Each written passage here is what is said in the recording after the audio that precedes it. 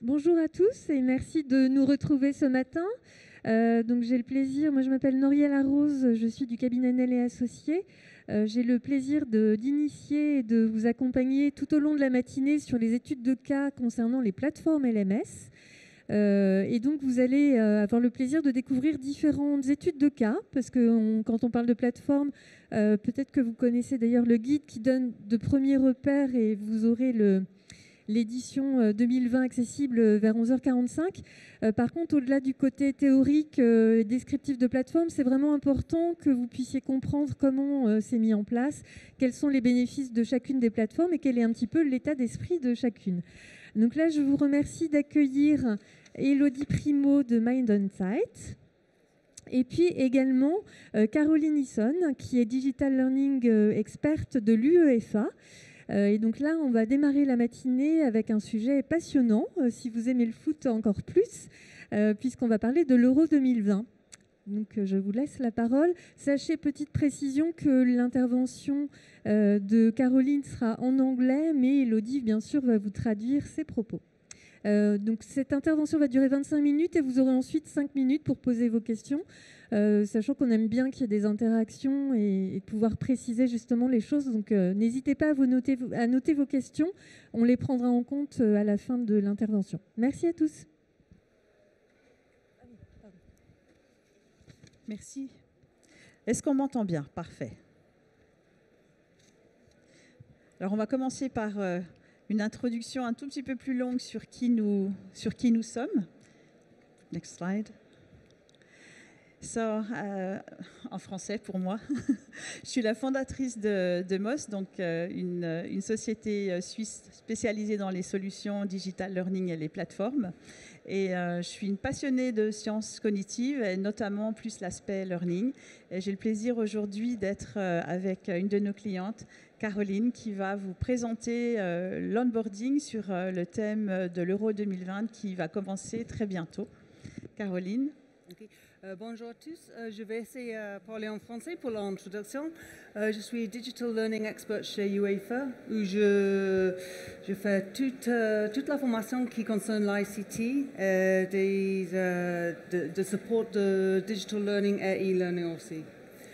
Je suis certifiée en tant qu'animatrice de formation en ligne et aussi de designer de contenu en ligne.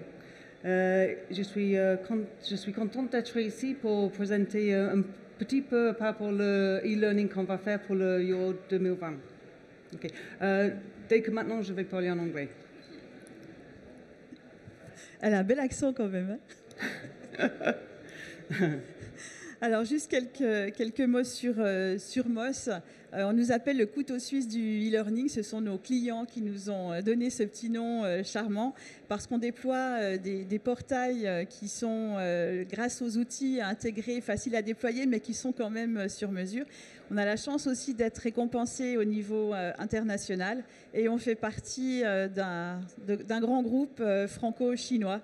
Voilà, donc on a l'influence aussi de l'Asie sur les nouvelles technos, ce qui est assez inspirant. Ici, quelques portails de clients pour vous montrer la diversité et le fait que la marque se reflète vraiment dans les portails. Alors, un petit jeu pour vous. Si vous arrivez à reconnaître 3 marques ici sur les portails, vous pouvez venir nous voir au stand et puis on prendra vos coordonnées. Vous aurez une tablette de chocolat suisse, bien entendu. L'UEFA, un client de 12 ans, donc on garde nos clients, c'est assez sympathique. Et on a eu l'occasion, donc on parle de la formation de l'entreprise étendue, de former autour des 55 fédérations. Donc pas uniquement le staff interne, mais bien beaucoup plus large. Il y a des formations qui sont aussi adressées aux footballeurs, des formations qui sont adressées aux médecins du foot et des formations qui sont adressées aux bénévoles, qui sont les plus nombreux et donc qui sont sur les événements. Et on a pour une plateforme qui est une plateforme corporate pour servir les fédérations et le staff UEFA. Mais pour chaque événement, comme ici on voit la Ligue des champions et la Ligue Europe, et ainsi que le projet donc, UEFA 2020, des plateformes qui sont à chaque fois déployées spécifiquement pour les événements. Sur l'Euro, on a eu la chance, c'est notre 3e édition, donc de couvrir 2012, 2016 et 2020. Voilà. Maintenant, je vais laisser la parole à Caroline. Il y a beaucoup de choses, on a mis un peu de texte sur les slides en français pour que vous puissiez suivre. Et je me permettrai aussi à la fin de son intervention d'amener peut-être des points d'éclairage ou de traduction pour que vous puissiez suivre si vous n'êtes pas trop familier avec l'anglais. Thanks, Elodie. Okay, so what I'm going to do now is just explain a little bit about some of the considerations and also some of the constraints that we have when we create our Euro e-learning. Now, this e-learning is predominantly focused for volunteers, although it does assist other parts of the business as well. So just to let you know, some of you in here, I'm pretty sure, are football fans. Others are perhaps not too sure on what football is. So just to explain a little bit about what we do during the Euros, I have a quick video for you. Donc on a une petite vidéo qui va présenter qu'est-ce que c'est que l'Euro. Vous n'êtes pas forcément tous familiers. Et l'Euro, ça concerne des volontaires, des bénévoles, donc un public externe. Et l'événement, vous allez voir l'articulation de l'événement, on est un peu dans les coulisses de l'Euro de ce côté-là.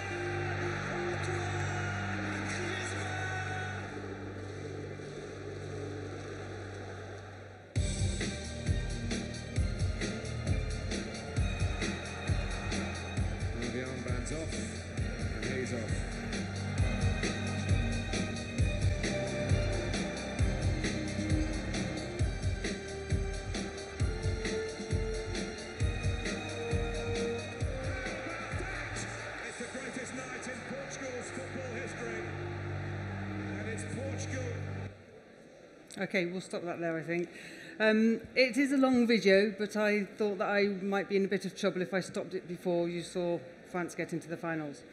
So just to let you know, at UEFA, we can't hold such successful and prestigious events without volunteers. They are very much key to our team when we run the Euros. So when we train the volunteers, it's really, really important that they feel part of UEFA, but also they can understand what their role is, because most of the volunteers don't actually arrive on venue until 2 days prior to their first match. So e-learning is very, very important. We have 24,000 volunteers, 900 what we call local organising structures for 2020, because it's over various different countries within Europe. Obviously, we can't do it all ourselves, so we need local people that got local knowledge of the culture, the language, the people, etc., to be able to support us. We have over 3,000 suppliers and partners, and there's also 700 plus staff who do their daily job but also help on the Euros and assist on the Euros. So this e-learning has to cover all of this. So I'll explain a little bit about some of the constraints for this that we've had to consider. So just, Okay. je vais juste mettre en lumière que ces volontaires, sans eux, rien ne peut être fait et que c'est important de les former, de les imprégner pour qu'ils se sentent vraiment faire partie de l'UEFA. Et aussi de bien comprendre quel est leur rôle, surtout qu'ils ne seront sur les sites sur lesquels ils vont travailler que 2 jours avant l'événement. On voit un petit peu plus ici. Okay. So just to be clear, we don't accept anybody that walks through the door as a volunteer. Volunteers have to go through more or less the same process, interview process and onboarding process as anybody who's working in UEFA. The main difference is that for volunteers, they have a very limited time to actually learn and to have a learning path. Whereas for UEFA, obviously, we've got continued learning. So that's the biggest difference. Je vais juste apporter une précision aussi. Donc sur le processus d'onboarding, il n'est pas forcément un processus classique au vu du fait que c'est le premier contact et qu'il y aura tout au long de l'expérience différents moments qui suivent un processus de recrutement qui est très sérieux aussi. Donc voilà, ce n'est pas n'importe qui franchit la porte pour pouvoir accéder au statut de volontaire. Okay, so the event will take place in 2020 over 12 different countries, with 10 different languages and a multi-generational workforce. So we've had to consider this at the very beginning when we're considering the e-learning itself. We've got 25 projects. Each of the projects will have their own modules. Now, outside of those 25 projects, we also have what we call the UEFA standard projects. So we have things like diversity, inclusion, about UEFA, social projects, etc. So we've also got additional projects on top of that. Donc c'est vraiment un grand nombre de projets qui sont traités. Ici, on a un certain nombre d'exemples qui vont justement des connaissances aussi des règles du football jusqu'à des règles plus logistiques ou autres selon les profils des volontaires. Okay. So some of the key considerations that we've had to do when we're creating the Euro. The first one is time.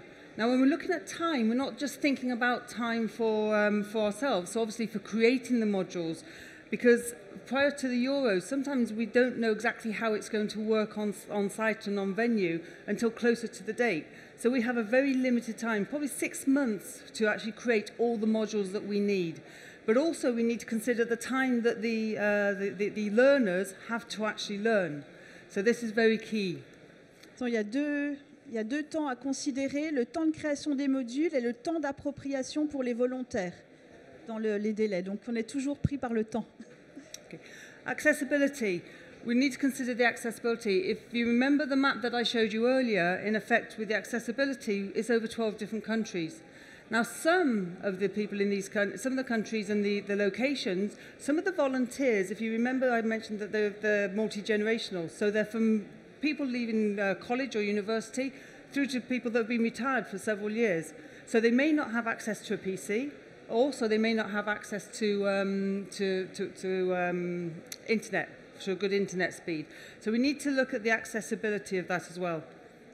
L'accessibilité, c'est un point important parce qu'il y a des volontaires qui peuvent être des étudiants et d'autres qui sont des retraités et donc pas du tout avec les mêmes niveaux de connaissance des technologies. Uniformity. Each 25 projects I mentioned, each of those projects create their own learning content.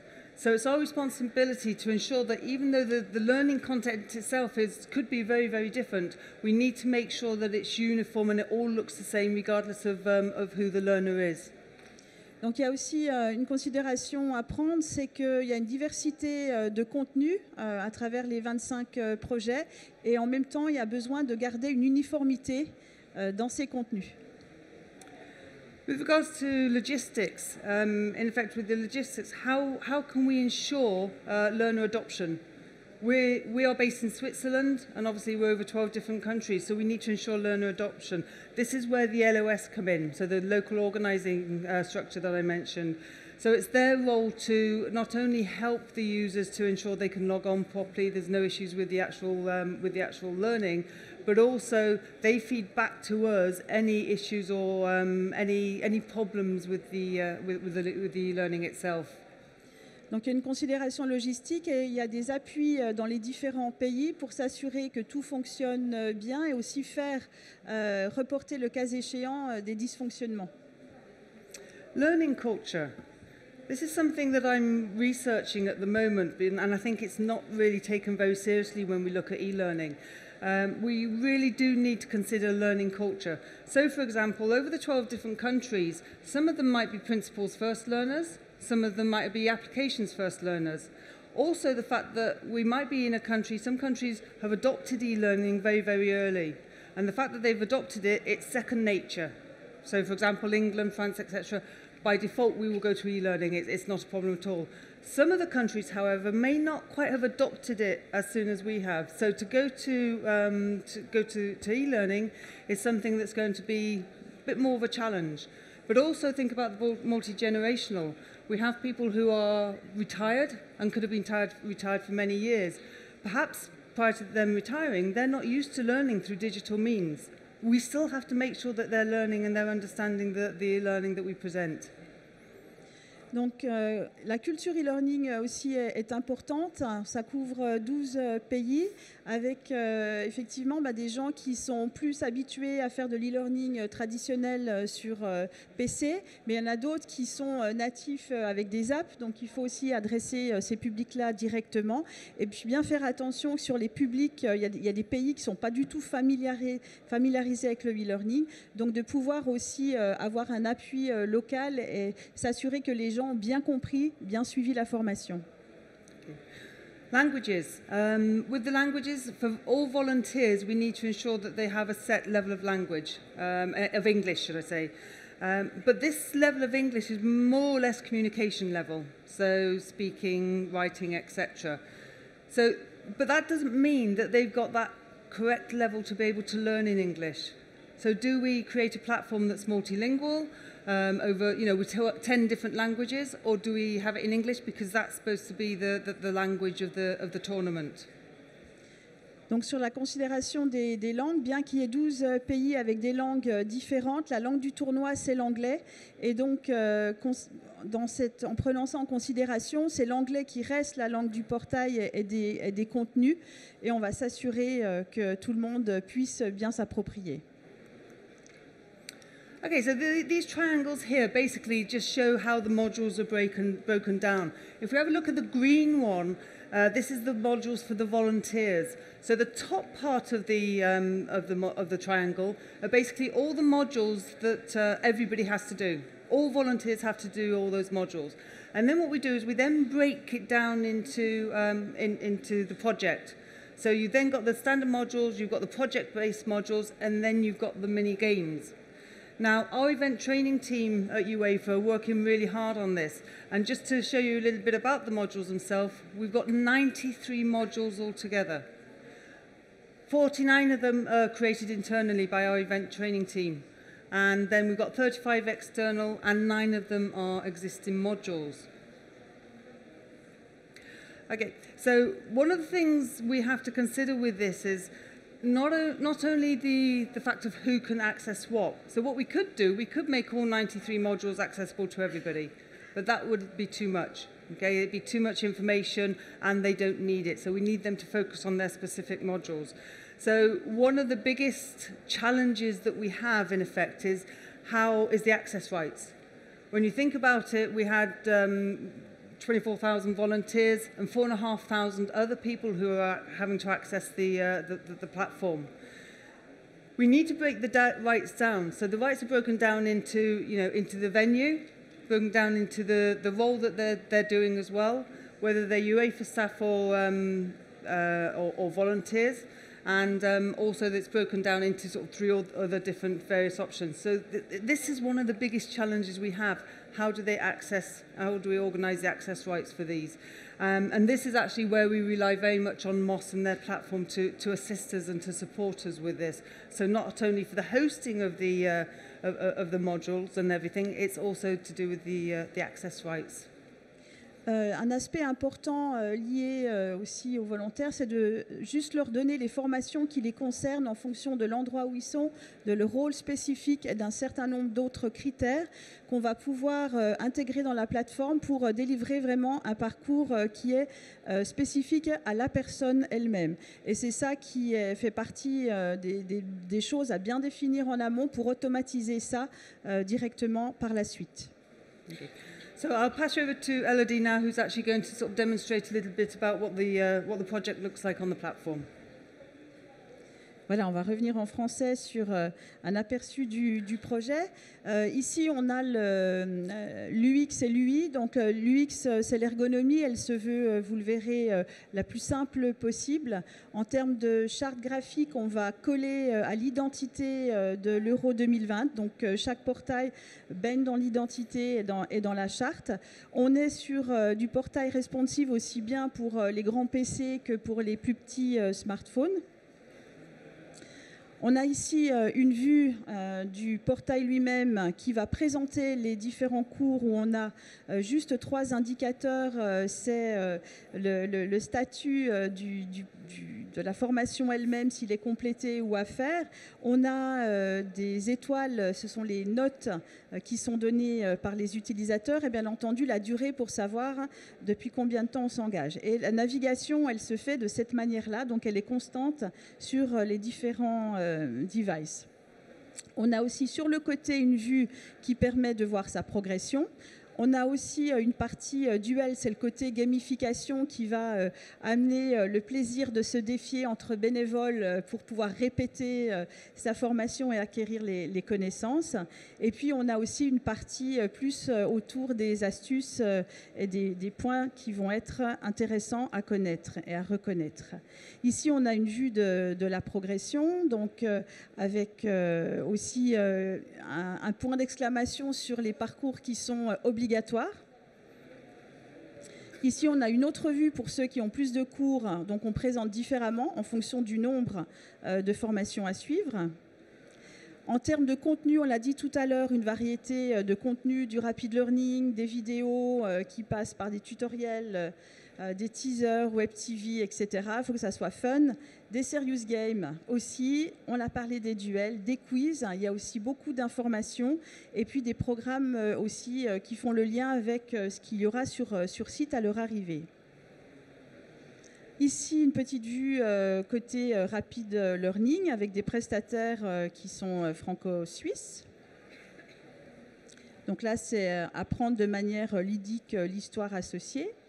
Les tutoriels vidéo, ici un exemple de tutoriel avec donc des gens de l'UEFA qui vont être capturés, ça se dit comme ça, je ne suis plus trop sûre. Voilà. Là, c'est les valeurs et le code de conduite UEFA.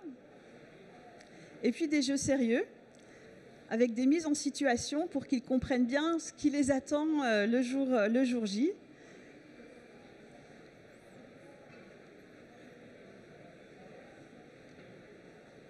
Avec les résultats pour arriver à oui avec le vert. Et puis nous avons enfin l'app qui, elle, va permettre de faire aussi du mode déconnecté, donc possibilité de télécharger les parcours de formation en local pour le jouer n'importe quand. Donc on va avoir une customisation aussi sur le graphisme. Et puis il y a une particularité aussi, c'est le mode de connexion pour l'authentification qui est importante parce que tout se fait via l'authentification de l'UEFA avec une authentification unique. Donc sur un système, les gens téléchargent l'app sur les stores, ensuite rentrent juste l'info URL et ils peuvent se connecter avec leur login habituel, c'est automatique. Voilà, on est juste dans le temps. Oh, les Suisses, et le timing, c'est parfait. Bravo Élodie et merci Caroline. Est-ce que vous avez des questions? Est-ce que ça vous inspire justement par rapport à vos propres projets de déploiement, d'onboarding ou sur d'autres thématiques? Oui. Est-ce qu'on a un deuxième Non. Oui, non, elle a le deuxième. Oui, bonjour. Anne-Charlotte Chaput, Société HEO. J'avais juste une question concernant la modalité, les jeux duels. Est-ce que vous pouvez juste nous en dire 2-3 mots, savoir en quoi ça consiste? Alors sur les duels, on va avoir des quiz, des catégories de questions, et on peut choisir donc la catégorie dans laquelle on veut challenger quelqu'un. Donc on choisit d'abord la catégorie, ensuite on va avoir l'adversaire, on choisit son adversaire et on lance le duel. Donc on fait soi-même le quiz. Et donc il y a le résultat et le temps qui sont pris en considération. Et puis ensuite, le collègue va aussi faire le quiz. Et puis on fait des battles comme ça. Et ensuite, on va avoir un leaderboard, donc un tableau qui va nous présenter les meilleurs scores, les plus rapides, etc.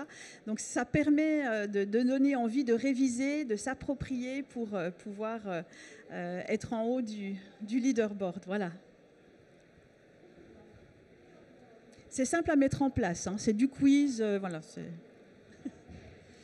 Moi, j'avais une petite question en attendant qu'une autre main se lève. C'est la 3e session que vous faites ce programme d'onboarding.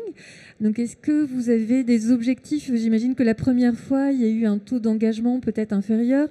La deuxième fois, une progression. Et là, vous vous êtes fixé vous-même des objectifs, des indicateurs. Comment vous allez suivre le succès de cette campagne? In fact, from the first one that we've done to the third one we've done, the main thing has been to make it more interactive, and particularly with the 2021, what we've had to do is we've had to take away a lot of the text, obviously because of the languages and the cultures, etc. So we've taken away a lot more of the text, and we've added more images, more movement, more video, etc. into the e-learning. So that's the biggest change that we've made between them. Donc le changement était surtout dans l'interactivité qui a été donnée, moins de texte, plus d'images, plus de vidéos par rapport aux premières sessions, et de la gamification qui est arrivée en plus. Est-ce que vous auriez une question? Oui, pardon. Vous avez le... Non.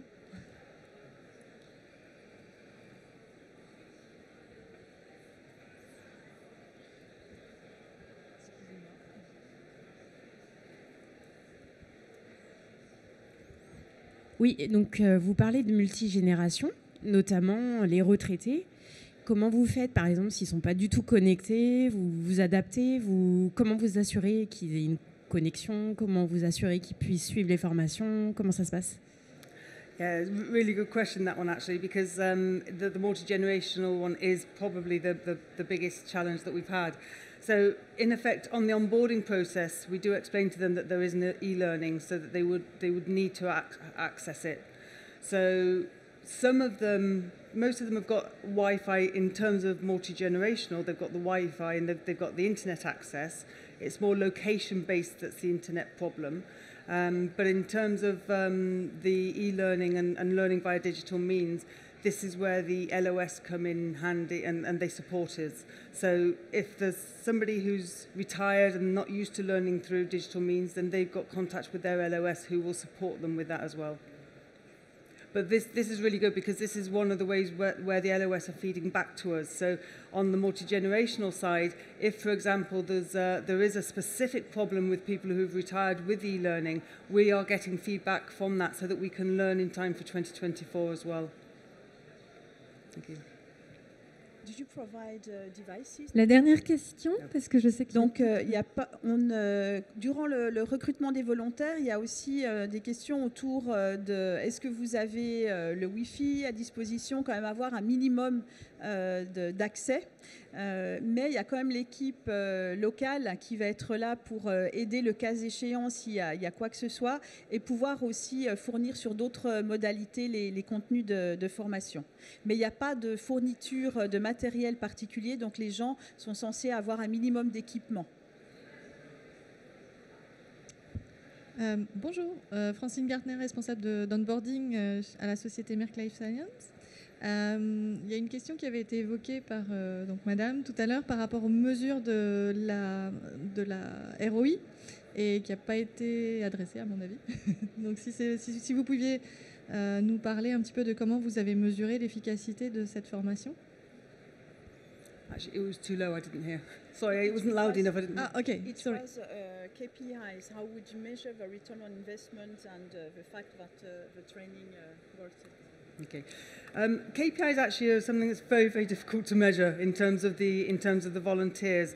In effect, the way we measure them, we can't measure them statistically. We can only measure them in terms of the feedback we get on how they're able to actually perform in their role on venue. So if we have certain areas that aren't performing, then we know that learning hasn't worked very much from there. So in terms of KPIs, it's very, very difficult to statistically measure. And what we need to keep in mind as well is with the Euros, it's a little bit like, sort of developing and creating a company with thousands of employees for 4 weeks. And then after that, the company folds. So in terms of learning, the investment on the learning and the ROI, we have to consider that for the next Euro. It's not a continuous cycle in effect, which is a challenge. Donc il n'y a pas de mesures statistiques autour du ROI, c'est plutôt les feedbacks qui sont pris en compte. Donc on va plutôt prendre tout ce qui est wording, commentaires, etc. en compte. Mais pour l'événement suivant, parce que là, 4 semaines après la fin de l'événement c'est... nous, on commence en mars. L'événement va commencer en juin, sur tout le mois de juin. Et 4 semaines après, la plateforme elle est fermée. Donc, ça sera pris en compte justement plus tard pour le prochain événement qui a lieu 4 ans après. Voilà. But on a topic similar to that, for 2024, we're going to be looking more into using analytics. And AI, it would have evolved a lot more by 2024. So we'll be looking at AI, analytics, things like that to be able to monitor how learners are learning and if in effect they are adopting what's being shown on the e-learning. Donc pour le prochain, il y aura beaucoup plus d'analytics, d'intelligence artificielle aussi utilisée. Et puis j'ajouterai que les nouveaux standards du e-learning comme XAPI vont nous permettre d'avoir de la donnée qui viendrait d'à côté pour remonter des choses qui iront dans le bon sens pour avoir des tableaux de bord encore plus performants. Je vous remercie infiniment. Je vous demande de les applaudir. Merci Elodie, merci Caroline.